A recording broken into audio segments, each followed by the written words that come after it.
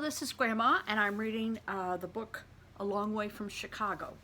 And we are starting the chapter that begins the Day of Judgment. Another year has passed. It's 1932.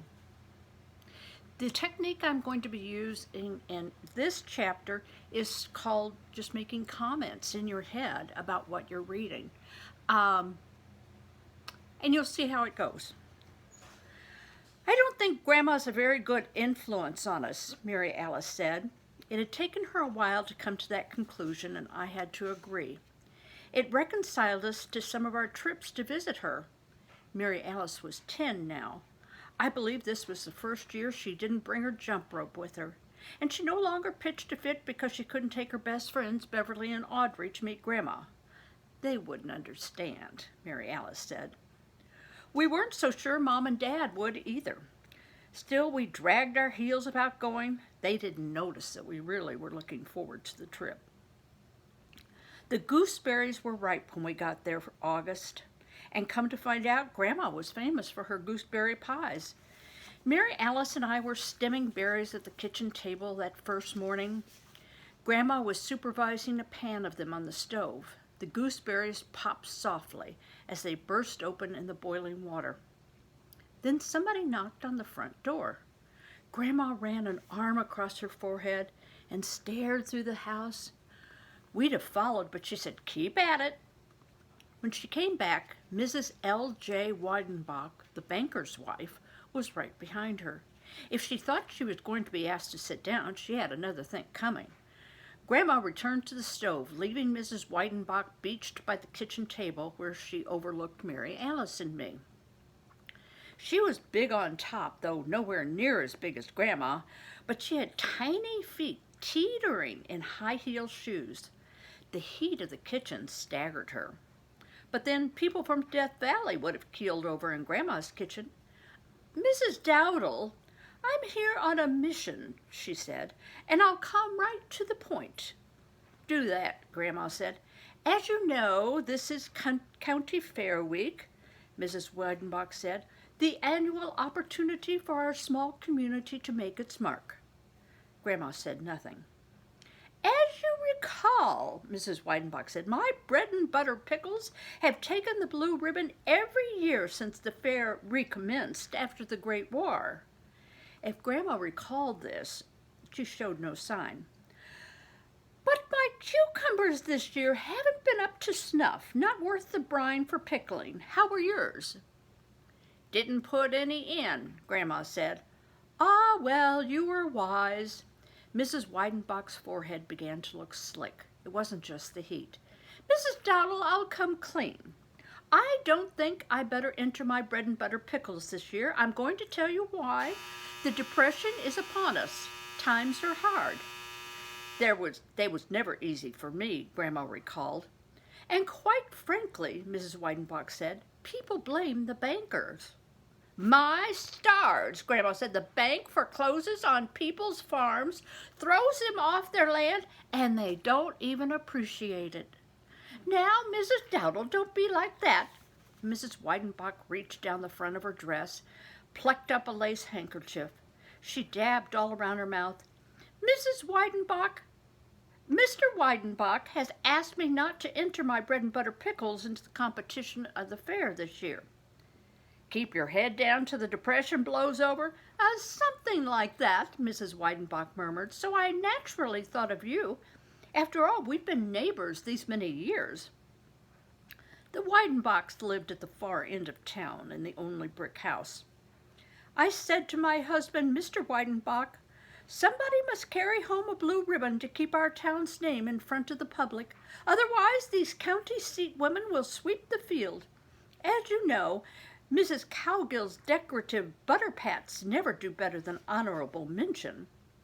If Grandma knew who won at the county fair, she showed no sign. "But there is nobody to touch you for baking with gooseberries. Even those of us who've never had a taste have heard. Word gets around." "Try as a person will keep it quiet," Grandma said. "Gooseberries are tricky things," Mrs. Wydenbach went on. "Now, you take Mrs. Votzmeyer over at Bement.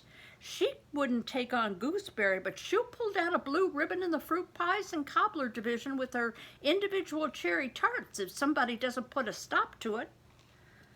Quiet followed as we listened to Grandma's wooden spoon scraping the sides of the stew pan.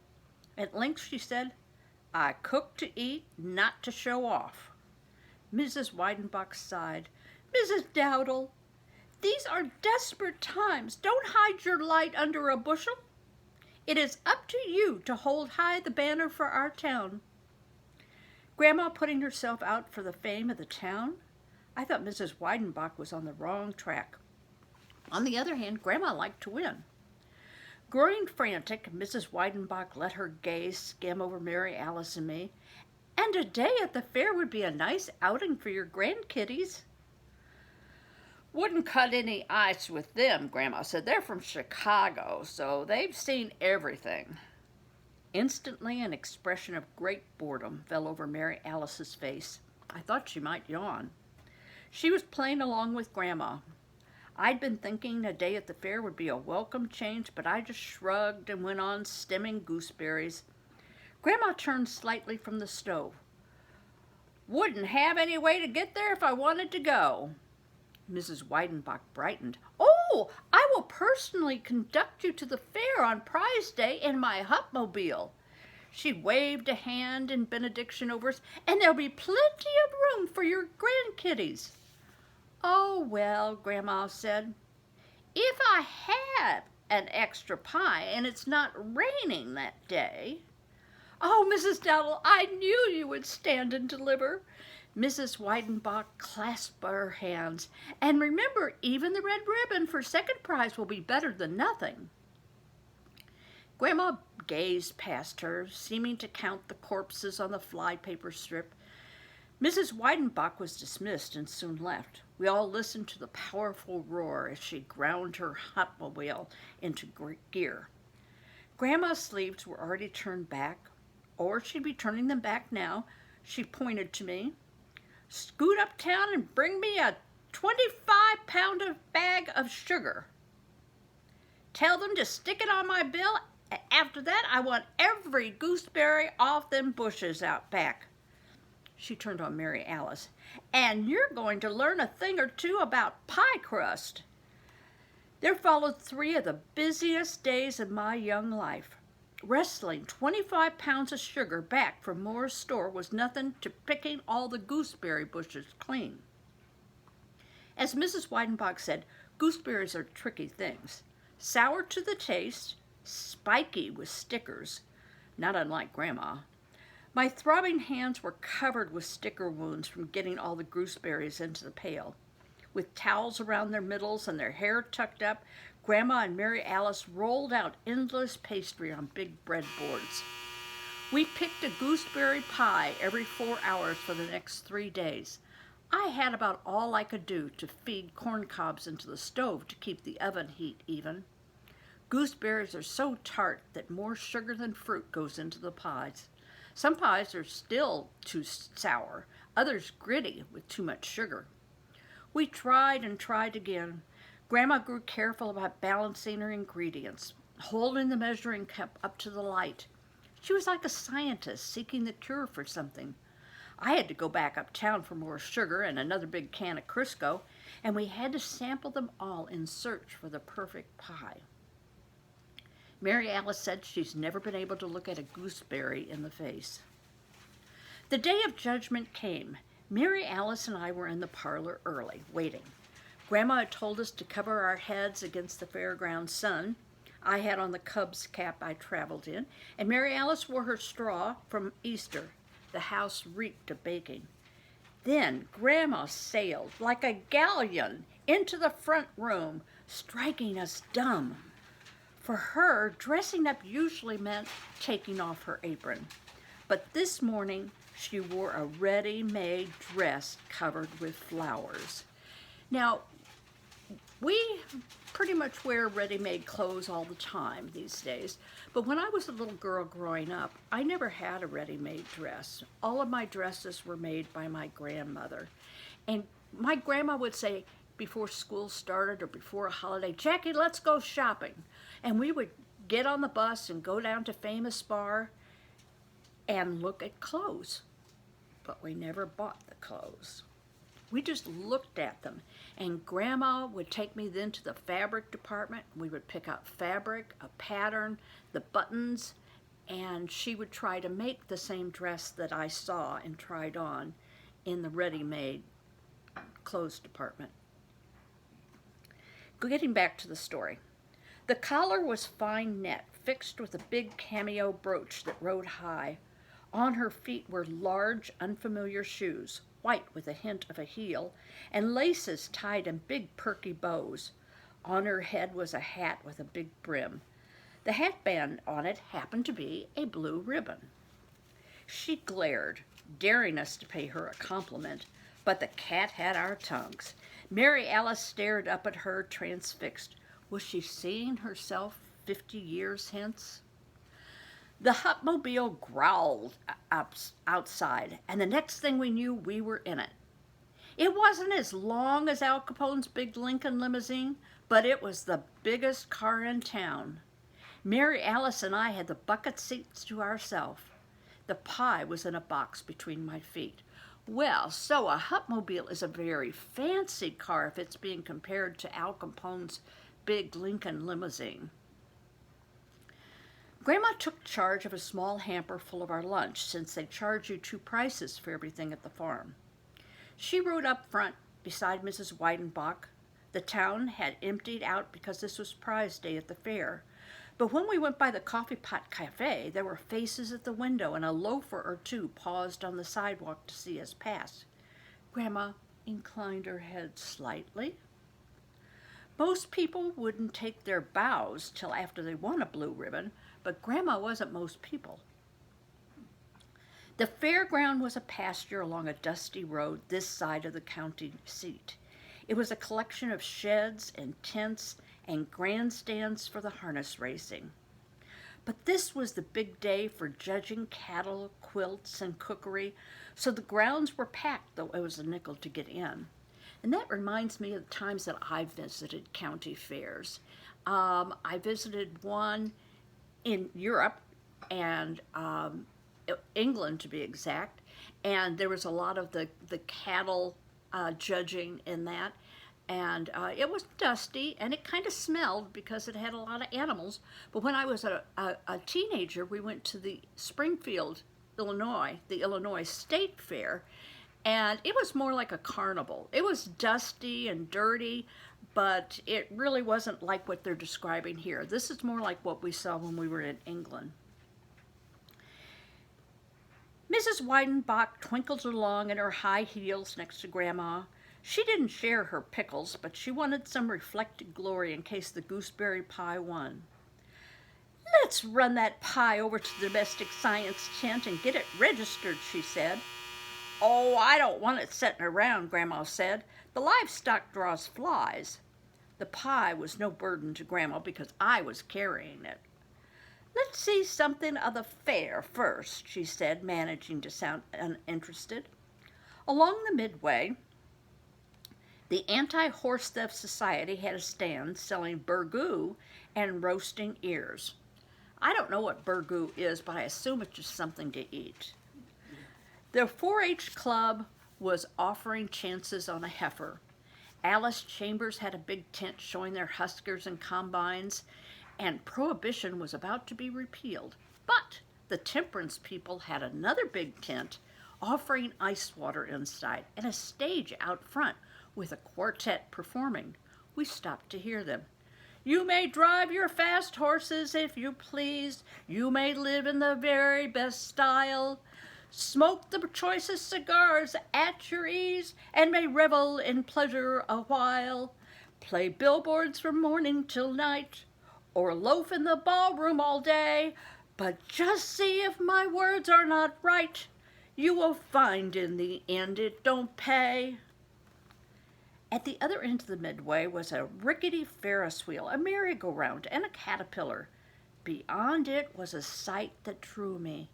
In an open stubble field, a biplane stood. Beside it was a pilot in a leather helmet with goggles and puttees wrapped around his legs and a sign, Barnstorming Barney Buchanan, Air Ace, Trick Flying, and Passenger Rides. Oh, that's what's on the cover of the book. I wonder who gets to ride in that. My heart skipped a beat and sank. Another sign read, Rides, 75 cents. I didn't have that kind of money on me. I didn't have any money on me. Still, my heart began to taxi. I'd never been in a plane, and my hero was Colonel Charles A. Lindbergh, who'd flown the Atlantic alone. The American Legion was sponsoring Barney Buchanan, a red-faced man in a Legionnaires' cap, bawled through a megaphone, "Tell you what I'm going to do, folks. Any minute now, Mr. Buchanan is going to show us his stuff by putting his machine through the same maneuvers he used in the Great War against the wily Hun. Then, if you think 6 bits is too steep, Mr. Buchanan has agreed to a special prize day offer. To every blue ribbon winner, Mr. Buchanan will give a ride in his plane gratis. That's free of charge, ladies and gentlemen." My heart left the ground, skimmed a hedgerow, and sailed into the wild blue yonder. The pie in my hands would win first prize, since nobody but Grandma would take a chance with gooseberries. But she let me have her plane ride because she was too old and too big. "You reckon that thing will get off the ground?" she said doubtfully, building my hopes higher. "It looks like a box kite," Mary Alice said. "A person would have to be nuts to go up in it." And here I'm reminded of my Grandpa Wicker, who loved riding with the barnstormers at county fairs. And rumor has it, he even got outside and hung outside the plane as it was taking off, or up when it was up in the air. I don't know which.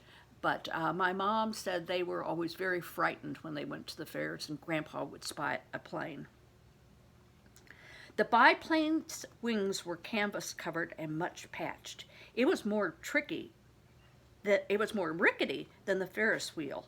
Still, it was a plane, and this looked like my one chance in life to go up in one. Now Mrs. Wydenbock was plucking at Grandma's arm, and it was time to enter the pie into competition. When we 4 went into the domestic sciences tent, Grandma remarked, "I said there'd be flies." Surrounded by crowds, the long tables were all laid out. Jams and preserves, vegetables in novelty shapes, cakes and breads. A half-sized cow carved out of butter reclined on a block of melting ice. It was as hot as Grandma's kitchen in the tent, so people fanned paper fans compliments of Brochier's funeral home, each with the brochure motto printed on it, "When you come to the end, you'll find my friend." Mrs. Wydenbach averted her eyes as she passed pickled products. I took charge of unpacking the pie and getting it registered at Fruit Pies and Cobblers. Grandma started at the other end of the table, casting an eye over the competition. Everything looked good to me, and I was wishing I was a judge so I could have a taste. A little card with a number and name stood beside each entry. When she got to her own pie, Grandma froze. Next to it was another lattice-topped gooseberry pie. There was no doubt about it. Only gooseberries are that shade of gray-green, and it was a very nice-looking pie. The edges on its pastry were as neatly crimped as Grandma's, maybe better. She bent to read the card and whipped around. I followed her look as it fell on one of the smallest people in the tent. It was a man, one of the few there, a little tiny man.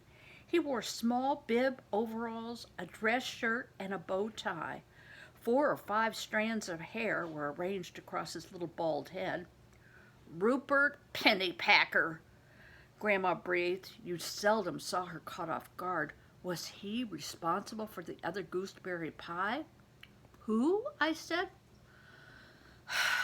The best home baker in the state of Illinois, Grandma said. Him and me come up together out in the country, so I know. Mrs. Wydenbach quaked. Even Mary Alice looked concerned. I'm a goner, said Grandma. A puttering sound deafened us.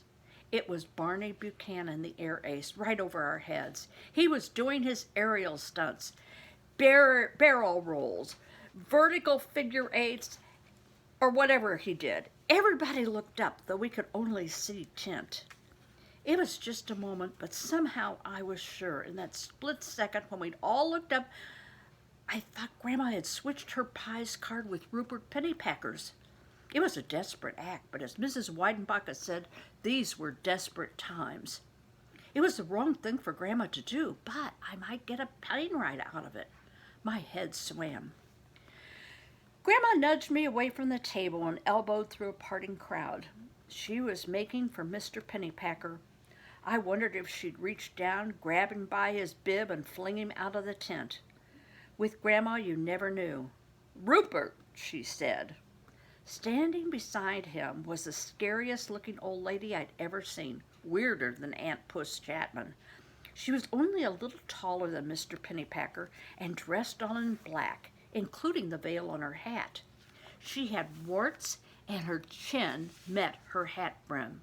There was a lump in her cheek that looked like it might be a bunch of chaw. You remember Mama? Mr. Pennypacker said to Grandma. His voice was high, like it had never changed. My voice hadn't changed either, but I was 12, so I still had hope. His old mama hissed something in his ear and tried to pull him away with a claw on his arm. Well, may the best man win, Grandma said, turning on her heel. By now the judges were at work. They carried little silver knives and miniature trowels for sampling the cobblers and pies. Tension mounted. Nervously, Mrs. Wydenbach said to Grandma, What a nice, moist consistency your pie filling has, Mrs. Dowdle. I'm sure it will be noted. How much water did you add to the mixture? About a mouthful, Grandma replied. The judging went on forever, but nobody left the sweltering tent. We all watched the judges chewing. Finally, Mary Alice said she thought she might faint, so I took her outside.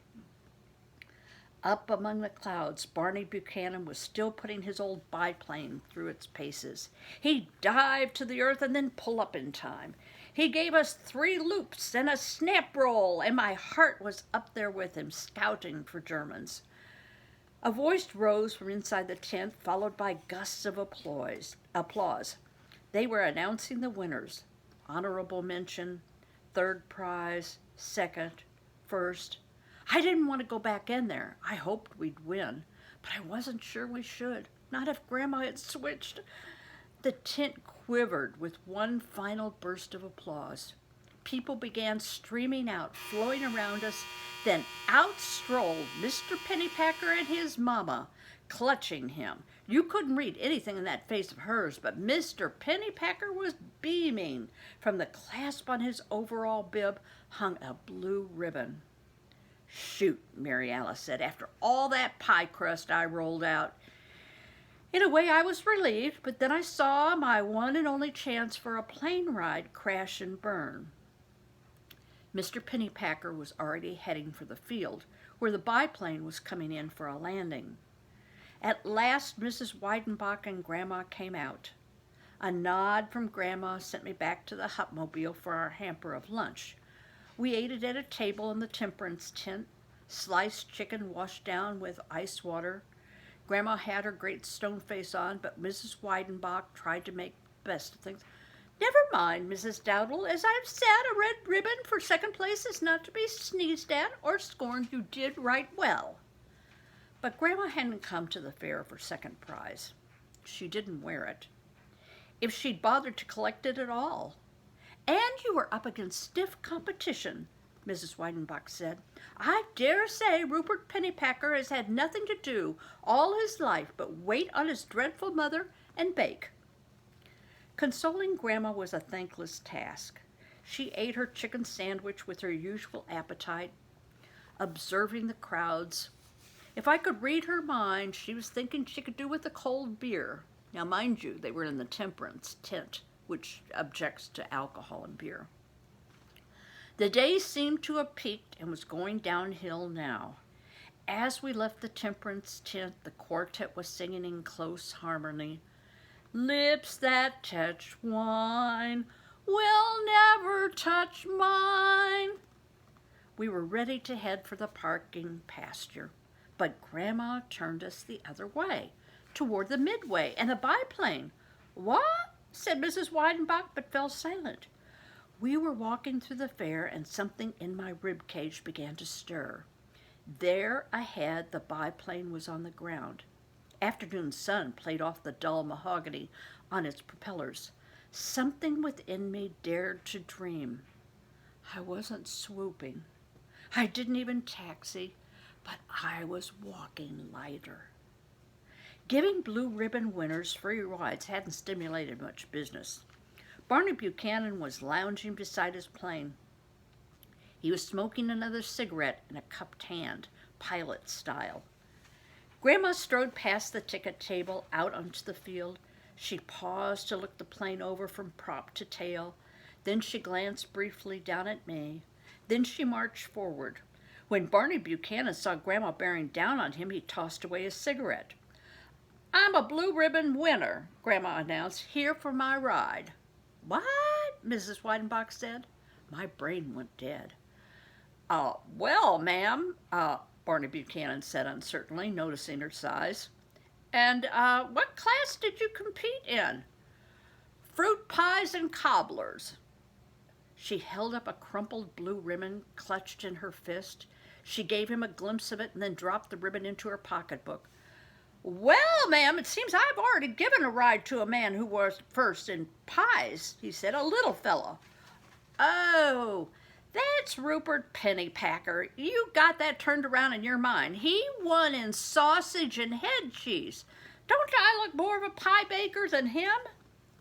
Grandma reached up to pull the pin out of her hat. She handed the hat to Mary Alice. "Here, hold this. It might blow off." I saw the hatband was missing from her hat. The blue ribbon. It took 3 big members of the American Legion and Barney Buchanan to get Grandma into the front cockpit of the plane. Eventually, the sight drew a crowd. The Legionnaires would invite Grandma to step into their clasped hands, then boost her up. That didn't work. Then they'd hoist her up some other way, but she'd get halfway there and her hindquarters would be higher than her head. They had an awful job getting her into the plane, and they were wringing wet. But at last she slid into the seat, to a round of applause from the crowd. Grandma was a tight fit, and the plane seemed to bend beneath her. Barney Buchanan stroked his chin, but then he pulled his goggles over his eyes, sprang up to the rear seat. He could pilot the plane from there if he could see around Grandma. A Legionnaire jerked the propeller and the motor coughed twice, then roared. Mrs. Wydenbach was between Mary Alice and me now, clutching our hands. A lot of Grandma stuck up above the plane. The breeze stirred her white hair, loosening the bun on the back. Her spectacle lenses flashed like goggles. She raised one hand in farewell, and the plane began to bump down the field. Now my heart was in my mouth. Everyone's was. The biplane, heavy-burdened, lumbered over uneven ground, trying to gather speed. It drew nearer and nearer the hedgerow at the far end of the field. "Lift!" the crowd cried. "Lift!" Mary Alice's hands were over her eyes, but then distant dust sputtered from the plane's front wheels. The tail rose, but dropped down again. It had stopped just short of the hedgerow, and now it was turning back. We watched the bright disk of the whirling propeller as the biplane returned to us. Barney Buchanan dropped down from the cockpit. He looked pale, shaken. Boy, did he need a cigarette. But they had to get Grandma down from the plane, and getting her out was twice the job of getting her in. She'd plant one big shoe on a shoulder and the other on another.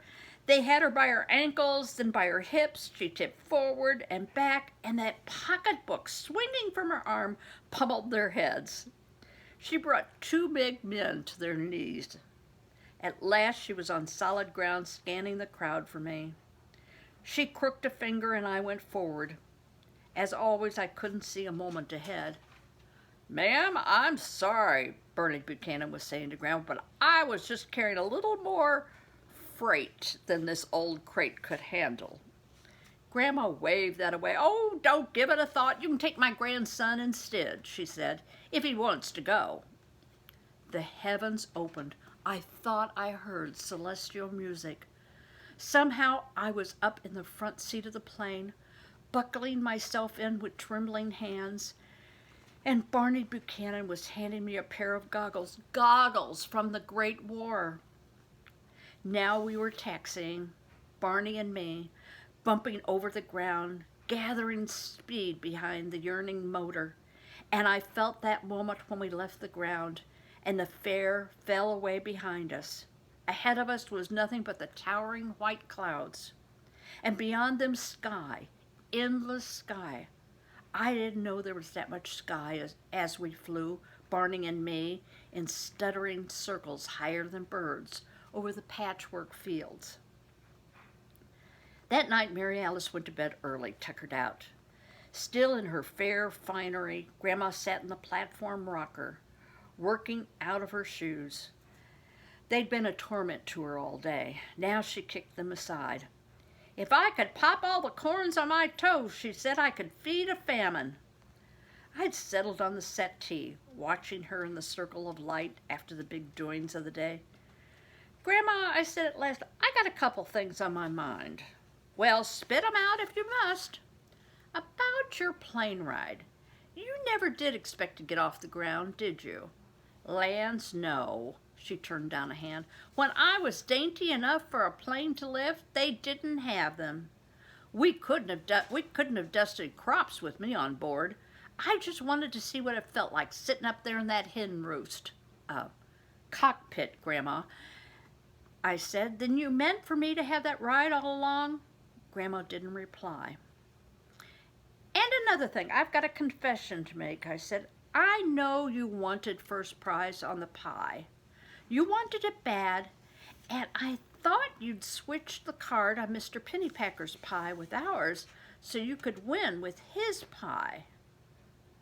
She shot me her sternest look, but then easing back in the platform rocker, she said, "I did." Okay, that's the end of that chapter. Hope you enjoyed it. Hope you didn't mind the commentary. Gooseberries are really very prickly. And so I admire anyone that picks gooseberries and fixes gooseberry pie. And that's the last of my comments. Bye-bye.